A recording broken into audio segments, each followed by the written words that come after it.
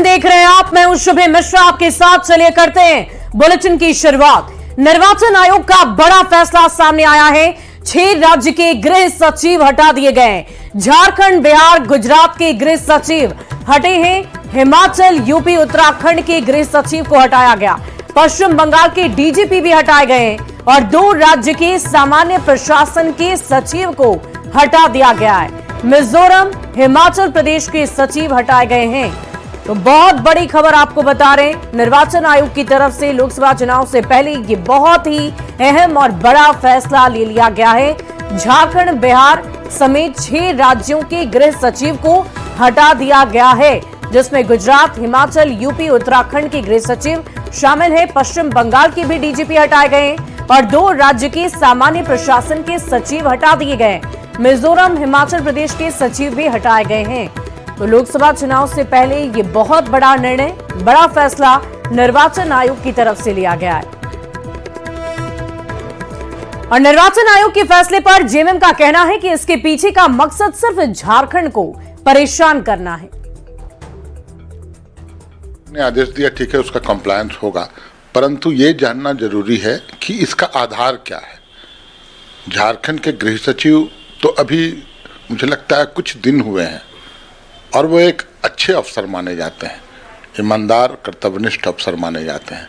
उसके बावजूद इस तरह का आदेश के पीछे का कारण समझ से परे है।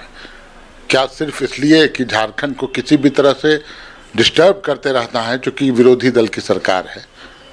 तो अगर ये ऐसी सोच है तब तो मुझे लगता है कि चुनाव तक ये इस तरह की खुटचाल चलते रहेंगे। लेकिन आधार या कारण बताना चाहिए चुनाव आयोग को। इस तरह से एक तरफा निर्णय समझ से परे है। वही लोकसभा चुनाव को लेकर झारखंड पुलिस मुख्यालय में हाई लेवल की मीटिंग हुई है। पुलिस मुख्यालय में हुई बैठक में झारखंड के साथ 5 राज्य की टीम भी शामिल हुई। सभी राज्यों के सीनियर अधिकारी वीडियो कॉन्फ्रेंसिंग से बैठक में शामिल हुए। झारखंड पुलिस की तरफ से डीजीपी के अलावे कई सीनियर अधिकारी इस बैठक में शामिल हो गए। चुनाव में नक्सलियों से निपटना पुलिस के लिए बहुत बड़ी चुनौती है। 2024 के लोकसभा के शांतिपूर्वक निष्पक्ष चुनाव के लिए जो हमारे सीमावर्ती राज्य हैं उनके साथ आज ये बैठक की गई थी, जिसमें इलेक्शन कमीशन ऑफ इंडिया के डायरेक्शंस के तहत जो भी 7 या 8 पॉइंट्स हैं जिसके वजह से जो भी कोई लोकसभा चुनाव है उसको बिल्कुल शांतिपूर्वक कराया जाएगा, उसमें बिंदुवार और राज्यवार सबके साथ डिस्कशन हुआ। क्या क्या कार्रवाई अब तक की गई है और आगे आने वाले समय में क्या कार्रवाई की जाएगी, उसके बारे में ये डिस्कशन, उसके बारे में ये मीटिंग चली है। आगामी लोकसभा चुनाव को लेकर तमाम पुलिस महकमे और सुरक्षा बल के जवान जो हैं वो अलर्ट मोड में हैं। साफ तौर से अगर बात की जाए तो नशे के सौदागरों के साथ साथ अवैध पैसे और जो हथियार है, उन तमाम चीज़ों की तस्करी है, उस पर पूरी तरह से लगाम लग सके, इसे लेकर झारखंड पुलिस मुख्यालय में एक अहम बैठक हुई।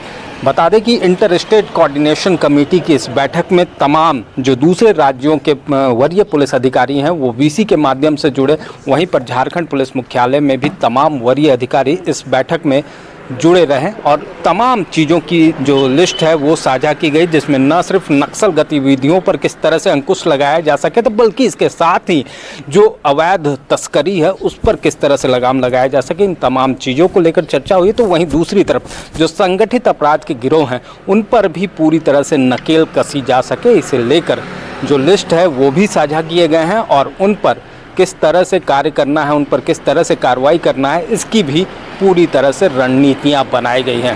पूरे झारखंड में अगर बात करें तो दूसरे राज्यों से लगने वाली सीमाओं पर कुल 117 चेक पोस्ट भी बनाए गए हैं और उसे फंक्शनल किया गया है। पूरी तरह से ये चेक पोस्ट जो है वो सीसीटीवी सर्विलांस से सुसज्जित रहेंगे। तो कहा जा सकता है आगामी लोकसभा चुनाव को देखते हुए पुलिस मुख्यालय ही नहीं, पूरा महकमा जो है सुरक्षा बलों का वो अलर्ट मोड पर है। रांची से न्यूज़ 18 के लिए ओम प्रकाश। और अगली खबर धनबाद से आपको बताएं, जहां लोकसभा सीट को लेकर बीजेपी अभी भी उम्मीदवार की घोषणा नहीं कर पा रही है। आपको बता दें कि वर्तमान में धनबाद से पशुपति नाथ सिंह लगातार 3 बार से सांसद रहे। फिलहाल बीजेपी की तरफ से कई नेता चुनाव लड़ने के लिए दावेदारी ठोक रहे हैं। बरवा अड्डा कृषि बाजार में बीजेपी प्रत्याशी को लेकर लोगों से बातचीत की है हमारे धनबाद संवाददाता संजय गुप्ता ने। आज लोकसभा प्रत्याशी का अब तक ऐलान भाजपा ने नहीं किया है। हालांकि झारखंड के 14 लोकसभा सीटों में से 11 के प्रत्याशी का घोषणा भाजपा ने कर दिया है। कोई धनबाद और चतरा और गिरिडीह के प्रत्याशी की घोषणा नहीं की गई है। आजसू के खाते में गिरिडीह लोकसभा है, इसलिए वहां पर प्रत्याशी आजसू पार्टी देगी। लेकिन धनबाद, जहां के 3 बार लगातार सांसद पीएन सिंह है, उसके अलावे भी इस बार धनबाद लोकसभा सीट से आधा दर्जन पार्टी के नेता दावेदार बने हुए हैं। यहाँ पर कुछ लोग हैं, हम उन्हीं से समझते हैं, उन्हीं से जानते हैं कि कैसा प्रत्याशी होना चाहिए, वह योग्य प्रत्याशी कौन हो सकता है। बाद में कैसा प्रत्याशी होना चाहिए? काम करे, काम तो हो नहीं रहा, एयरपोर्ट मिला नहीं। रागनी सिंह है, ढुल्लू मातो है, पीएन सिंह है, चंद्रशेखर अग्रवाल है, सरोज सिंह है। सरोज सिंह कौन होगा? तो आपके नजर में वैसा कौन प्रत्याशी होना चाहिए धनबाद का, या इस स्थानीय होना चाहिए या पार्टी के होना चाहिए, या कौन सा ऐसा? जहाँ तक है कि अभी तो रागनी सिंह का आना चाहिए। दावेदार कौन होना चाहिए? वर्तमान सांसद भी है, रागनी सिंह है, ढुल्लू मातो है, राज सिन्हा होना चाहिए। देखिए, कुछ नया होना चाहिए, कुछ या तो नए चेहरे को लाएं या युवा को आगे लाएं, और जिनके कार्यकाल में यहाँ पे विकास हुआ है, हम लोग वैसे लोगों को लाना चाहेंगे। हम लोगों ने देखा है पिछले 2-3 टर्म से सांसद महोदय का जो कार्यकाल रहा, बेहद ही शर्मनाक रहा। कौन होना चाहिए भाजपा से? भाजपा से ढुल्लू मत होना चाहिए, ढुल्लू मातो होना पक्का है। चाहिए। पीएन सिंह ग्रामीण क्षेत्र में कुछ विकास नहीं किए हैं। तो लोगों की अलग अलग च्वाइस है, देखना है कि भाजपा आलाकमान आखिर धनबाद लोकसभा से प्रत्याशी किसे घोषित करते हैं। संजय गुप्ता, न्यूज 18 धनबाद। वहीं जेपीएससी परीक्षा पेपर लीक पर नेता प्रतिपक्ष अमर बाउरी ने कहा है कि ये काफी दुखद और शर्मनाक घटना है। जेपीएससी के छात्रों के साथ राज्य सरकार ने एक बार फिर गंदा मजाक किया है। जिस तरह से राज्य सरकार आनंद फानन में जेपीएससी की परीक्षा को आयोजित करने की कोशिश कर रहे थे, इसके पीछे कोई ना कोई षड्यंत्र जरूर रहा होगा। नेता प्रतिपक्ष ने राज्य सरकार से पूरे मामले की निष्पक्ष तौर पर जांच करने की मांग की है। के साथ फिर एक बार क्रूर और गंदा मजाक इस राज्य सरकार ने किया है। हम लोगों ने पहले ही इस बात की चेतावनी दी थी कि जिस तरह से आनंद फानन में यह परीक्षा आयोजित करने की कोशिश की जा रही है, इसके पीछे कोई षड्यंत्र निश्चित रूप से छुपा हुआ कोई रहस्य होगा। ये राज्य सरकार कोयला, बालू, गिट्टी को तो चोरी किया ही, उसको तो बेचा ही। इस राज्य सरकार ने युवाओं के भविष्य को भी बेचने का काम किया है। लाखों लाख रुपए में जेपीएससी की सीटें निश्चित रूप से बेची गई होंगी, नहीं तो ये नज़ारा आज हमको देखने को नहीं मिलता।